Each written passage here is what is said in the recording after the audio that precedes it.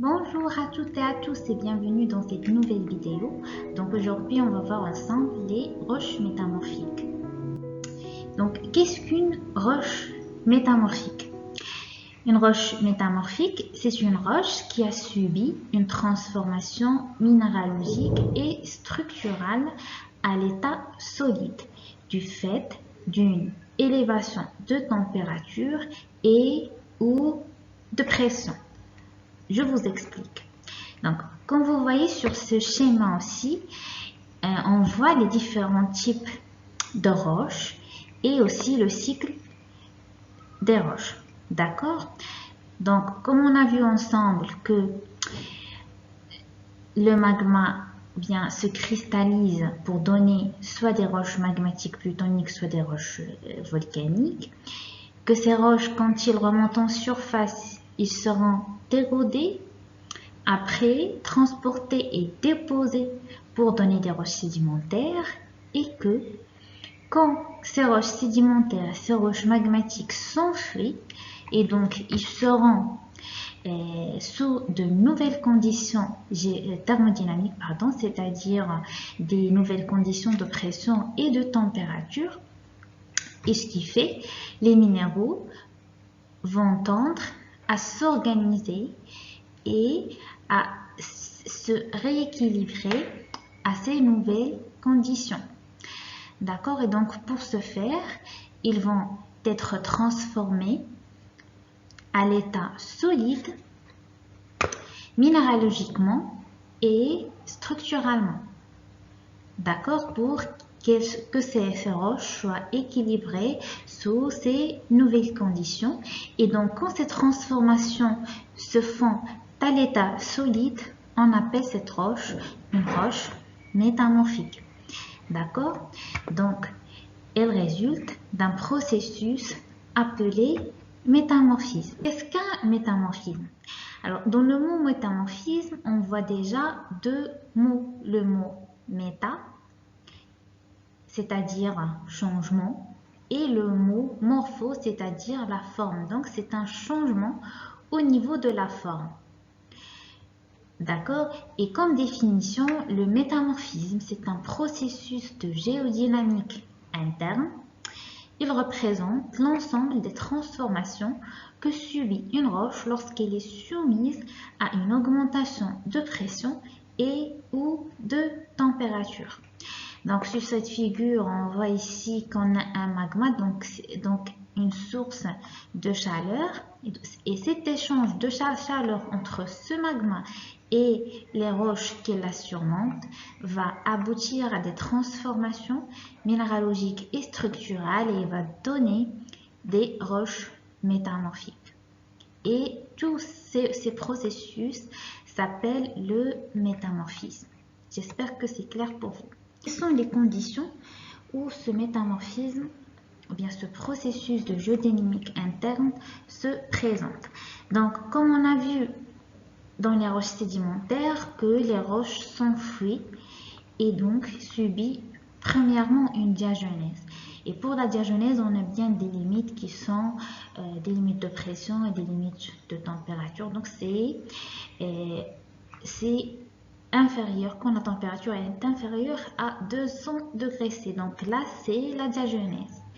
Et pour l'anesthésie magmatique, bien le début de roche, le début de la fusion des roches qui va donner du magma, donc c'est quand la température est supérieure à 700, donc entre 700 et 1000. Et le métamorphisme, c'est entre ces deux. Donc, c'est entre le processus de la diagenèse et l'anatexie magmatique ou bien la fusion des roches qui donnent un magma. D'accord? Donc, c'est des conditions qui sont au-delà de la diagenèse et en deçà de la fusion. Et quelles sont ces transformations? Donc, comme on a déjà dit, c'est des transformations à l'état solide et c'est des transformations qui sont minéralogiques premièrement, c'est-à-dire destruction de minéraux primaires et apparition de minéraux secondaires. Donc, comme on voit ici sur cette figure, donc on a l'état initial A. Donc, on voit ici des plagioclases et pour ces minéraux, c'est des pyroxènes. Donc, quand cette roche sera enfuie et sera subie à de nouvelles conditions de pression et de température, on va avoir une formation d'un minéral secondaire, d'accord, qui va remplacer ici partiellement, dans un premier temps, les pyroxènes. Et ce minéral secondaire, c'est des hornblende, qui sont des amphiboles. D'accord? Et si les conditions continuent, ce minéral va transformer complètement, il sera transformé en un minéral secondaire qui est l'hornblende. D'accord, c'est un exemple de transformation minéralogique qu'un métamorphisme peut causer. Pour les transformations structurales, c'est l'apparition de nouvelles structures dans la roche. Donc, regardez ici, on voit qu'on a une lignation, bien une foliation des minéraux suite à l'augmentation de pression et de température qui va donner ces structures-là. Et donc, c'est une transformation structurale. Donc, ce qu'il faut noter, que le métamorphisme, c'est des transformations à l'état solide qui donnent des transformations, que ce soit minéralogiques ou structurales, ou bien les deux selon les conditions. On passe maintenant aux facteurs du métamorphisme.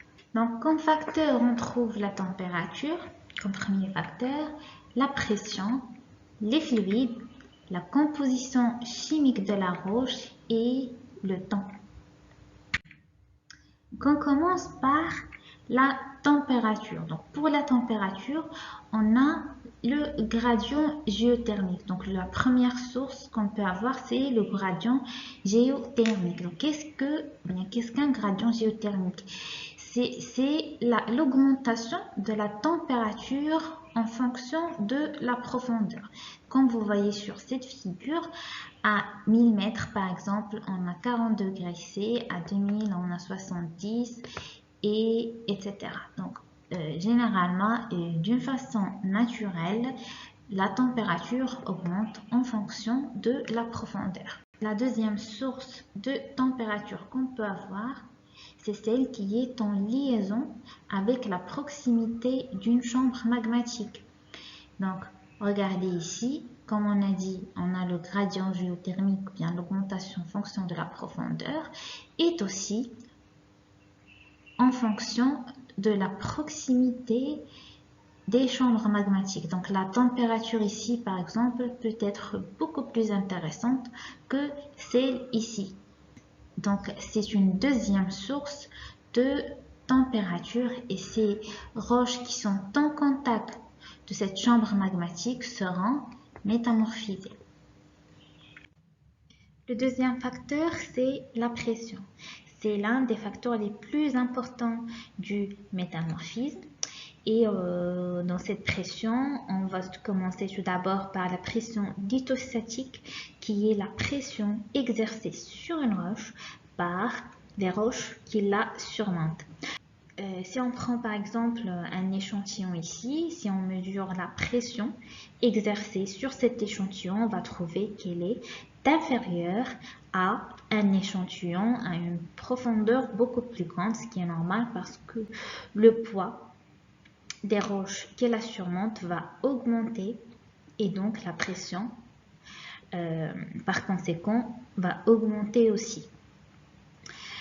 Et donc cette pression, c'est comme le gradient géothermique, la pression lithostatique aussi augmente en fonction de la profondeur, mais aussi en fonction de la densité des roches. Donc si les échantillons sont beaucoup plus denses dans un milieu par rapport à un autre, si on prend la même profondeur, on va trouver des pressions différentes.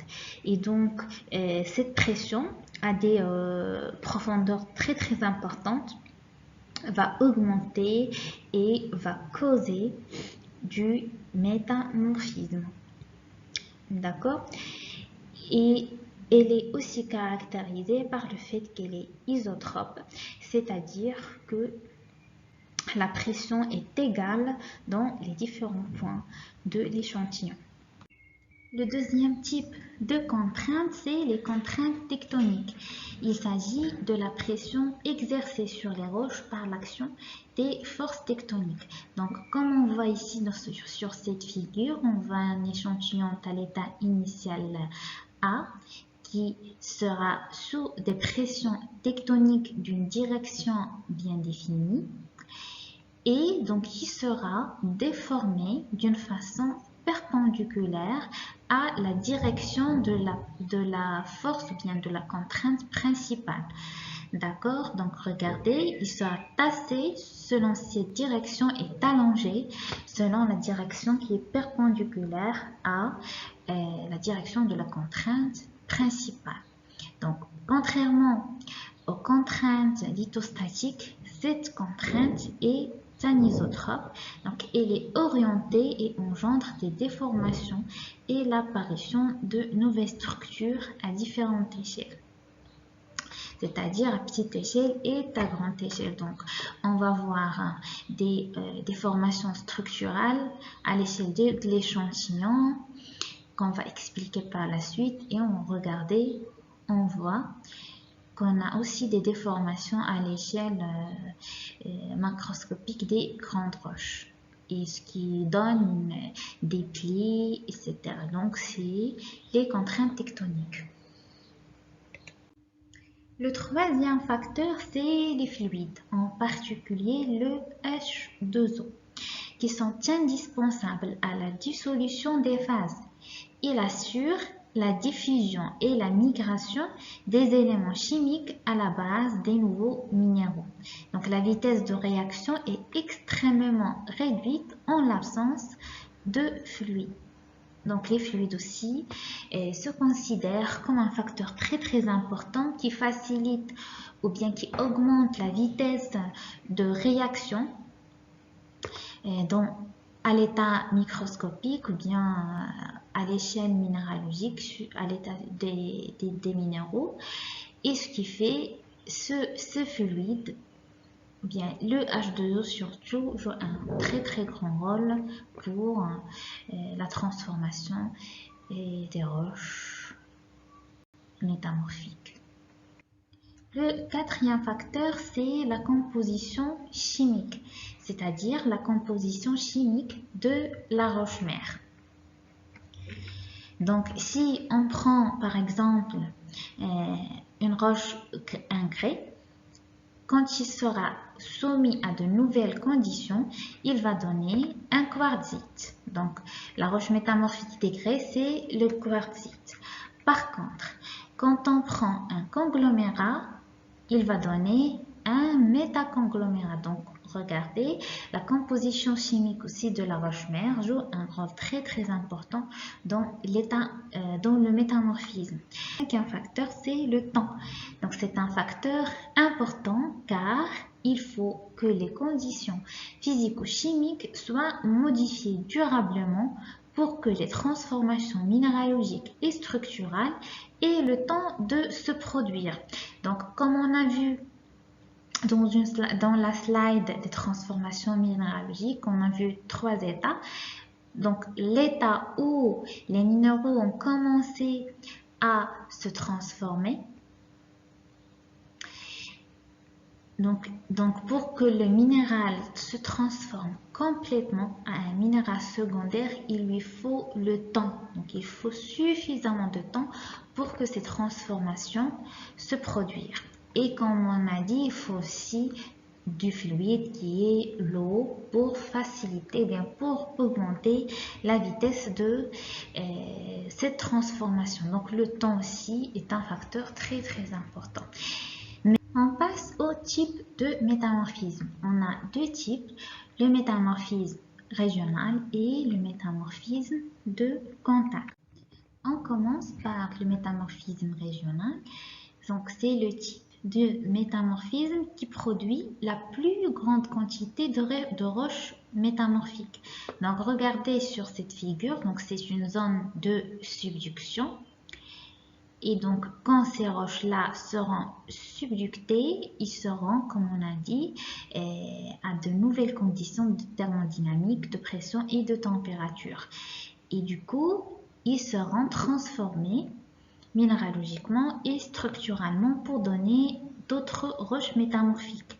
Donc, regardez l'ampleur du métamorphisme. Là, c'est le faciès de schiste vert. Donc, c'est un métamorphisme de basse pression, basse température, je pense. Bon, c'est un faciès de métamorphisme. Après, on a les schistes bleus qui se produisent à des conditions beaucoup plus élevées que celui du faciès de schiste vert. On a après les éclogites, les amphibolites, les granulites, etc. Donc, regardez l'ampleur de ces roches. Les transformations observées sont liées, comme on a dit, à la formation de chaînes de montagnes et aux zones de subduction. Donc, le métamorphisme régional, c'est généralement un métamorphisme de haute pression, haute température. Les transformations se font à l'échelle minéralogique et structurale. Et pour les transformations structurales, on trouve des roches feuilletées ou rubanées. Donc, pour ces transformations structurales, on a deux types de transformations qui sont la schistosité et la foliation. Donc, qu'est-ce que la schistosité? La schistosité, c'est des plans parallèles d'aplatissement de la matière sous l'effet de forces tectoniques. Donc, quand on aura des forces tectoniques de cette direction-là, la roche sera fracturée et sera schistosée plutôt suivant des plans bien définis qui sont parallèles. Et donc ces plans, c'est ce qui s'appelle la schistosité. Pour la foliation, c'est des minéraux étirés et alignés dans des plans de schistosité. Donc les minéraux aussi, donc soit la matière elle sera fracturée suivant des plans bien définis parallèles, perpendiculaires à la direction de la pression. Et aussi pour les minéraux seront étirés, suivant aussi la même direction des plans de schistosité. Donc regardez l'état initial de la roche et du minéraux qui étaient de différentes directions. Après, tous ces minéraux seront aplatis d'une façon perpendiculaire à la direction de la force tectonique. Donc, on donne un exemple de roche du métamorphisme régional qui est des schistes. Donc, ce sont des roches à grains fins, d'aspect souvent satiné à schistosité bien marquée, permettant un débit enfeuillé, c'est-à-dire une pétrofabrique schisteuse. Donc, regardez les plans de schistosité qui sont parallèles et qui traversent cette roche. Donc, c'est une roche de métamorphisme régional. Regardez là, c'est un autre exemple, un schiste à grenat. Donc là, on a eu aussi apparition de nouveaux minéraux suite au métamorphisme. D'accord, donc c'est un schiste à grenat. Regardez ici aussi un autre exemple. Regardez l'aspect satiné du schiste. Et cet aspect se fait suite à la présence, bien à la formation de mica. C'est le mica qui donne cet aspect satiné. Un deuxième exemple qui est le gneiss, c'est une roche, regardez comment il est, rubané, formé par une alternance de lit clair et de lit sombre. Donc le gneiss révèle une alternance de lit clair quartzo-feldspathite et de lysandre riche en minéraux ferromagnésiens comme la biotite et les amphiboles, marquant la foliation. Donc là, on a vu un exemple de type un exemple voilà, d'une roche schistosée, et là c'est une roche foliée où on voit clairement la foliation des minéraux. Donc on passe au deuxième type de métamorphisme qui est le métamorphisme de contact. Donc il s'agit de transformations liées aux intrusions magmatiques et qui sont donc limitées dans l'espace d'une dizaine de mètres carrés ou kilomètres carrés. Donc, contrairement au métamorphisme régional, on a vu qu'il est caractérisé par le fait qu'il affecte une grande ampleur de roches. Donc, pour le métamorphisme de contact, c'est juste les roches qui sont au contact avec la chambre magmatique qui seront transformées et métamorphisées. Donc, regardez, là, c'est des calcaires. Et donc, directement au contact avec la chambre, on va voir formation de granat et de diopside. Après, on va trouver calcite, chlorite et serpentinite. Après, on va trouver un marbre donc, qui est entièrement calcitique. Donc, de plus on s'éloigne de la chambre, plus les roches seront moins affectées et ces roches qui ont été transformées, donc toutes ces roches, on appelle ça un auréole de métamorphisme. Et pour le métamorphisme de contact, c'est principalement la température qui intervient ici. Il y a peu de déformations liées à la pression. Et donc, c'est un métamorphisme de haute température, basse pression. Parmi les facteurs qui rentrent dans ce métamorphisme contact, c'est la nature du pluton. Donc, pourquoi c'est la nature du pluton? Parce que aussi, la température de Pluton change d'un Pluton physique, par exemple, un Pluton mafique. Donc, pour un Pluton physique, la température sera beaucoup plus inférieure. Par exemple, le magma sera à 700 degrés. Mais pour un Pluton qui est mafique, ultra-mafique, donc la température est beaucoup plus importante. Donc, les températures seront à 1200. Et du coup, les transformations ne seront pas les mêmes. Et l'intensité aussi de ces transformations ne seront pas les mêmes. Donc, la nature du Pluton aussi joue un rôle très important dans le métamorphisme de contact. Il y a aussi la distance par rapport au magma. Donc, comme on a vu dans l'exemple précédent. Donc, ici, on va avoir apparition de minéraux différents d'ici. Et aussi, la nature des roches originelles, c'est-à-dire la nature de ces roches qui sont en contact avec le magma. Et quand ces roches ils contiennent des minéraux qui nécessitent une petite température pour se fondre, donc à des températures petites, à des petites températures, ils seront transformés, contrairement aux minéraux qui nécessitent une grande température. D'accord? Donc la nature des roches originelles aussi joue un rôle très important dans le métamorphisme de contact. Un exemple, donc j'ai pas pu trouver mieux que cette image, j'avoue que c'est pas très clair, mais c'est juste pour vous expliquer. Donc là, regardez la direction de la roche, donc c'est de cette façon, là c'est S0, donc ça c'est une intrusion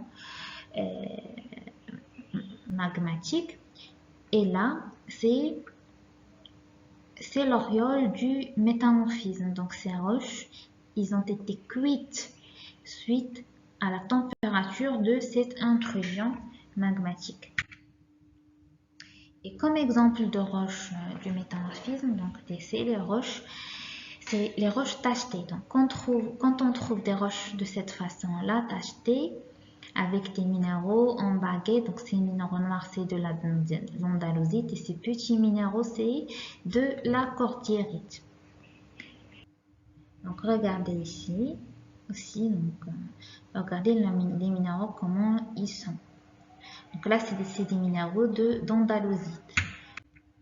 Et pour conclure, donc si vous observez des cristaux organisés avec des directions ou des plans privilégiés, c'est généralement une roche métamorphique. Elle comporte souvent des déformations continues, homogènes, acquises sous l'effet d'une contrainte anisotrope. Il peut s'agir de schistosité. Donc la roche se débite en feuillets. Les minéraux peuvent avoir une orientation préférentielle. Et aussi la foliation. Donc la roche présente des lits composés de minéraux différents, ségrégation minéralogique, qui lui donne un aspect rubané, c'est-à-dire avec des rayures claires et foncées. Donc c'est des lits clairs et des lits sombres.